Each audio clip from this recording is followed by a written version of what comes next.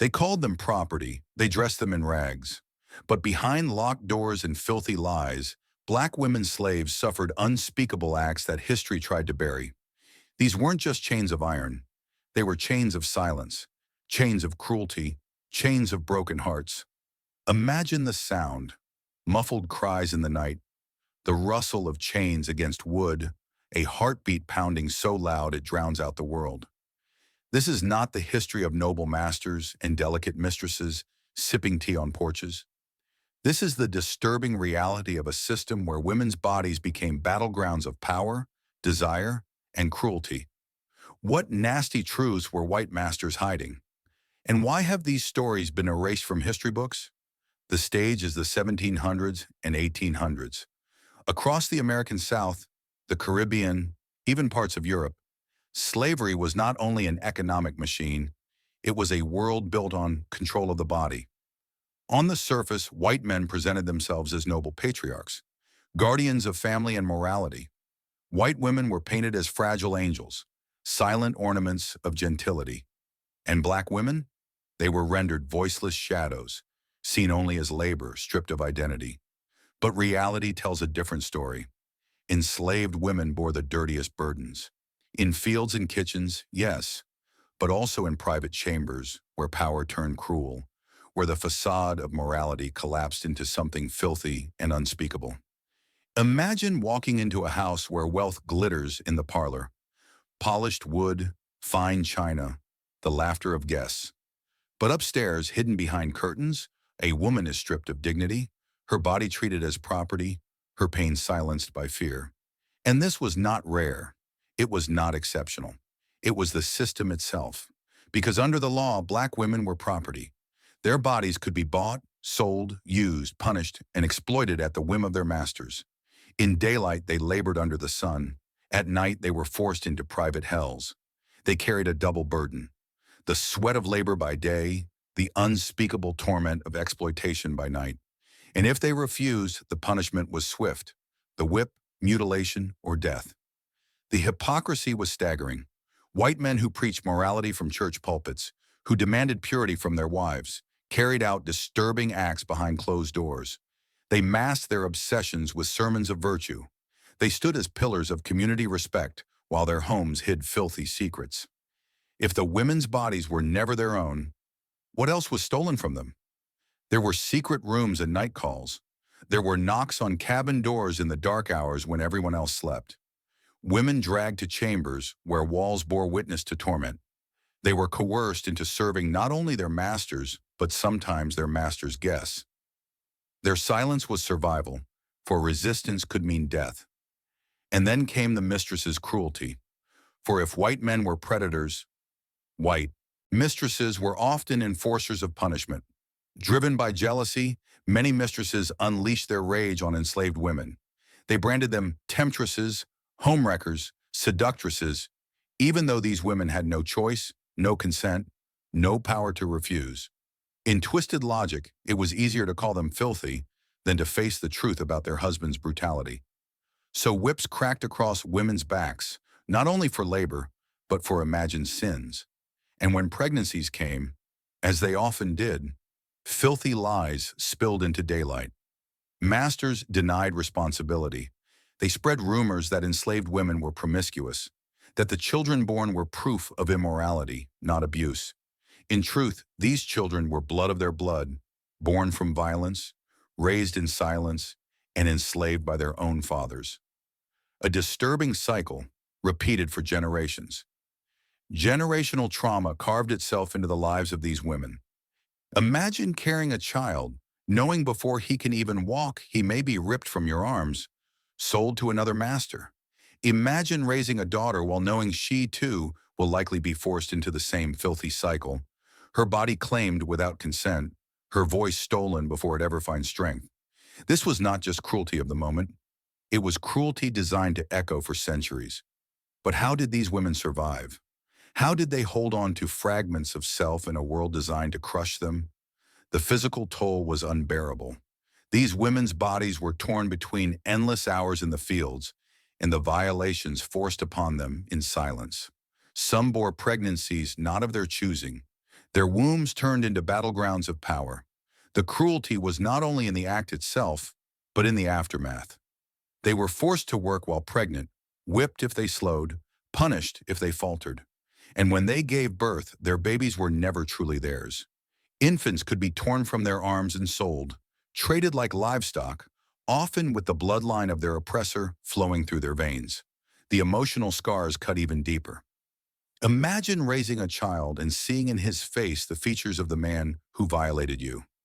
Imagine knowing that even though that man is his father, he will never claim him, never free him, never acknowledge his humanity. For enslaved mothers, every lullaby carried a shadow of grief. Every whispered prayer for their child's future was poisoned by the certainty that freedom would never come. Stolen love was another wound. Enslaved women were denied the right to marry, to protect their families, to claim love openly. Relationships that did exist were fragile, constantly under threat.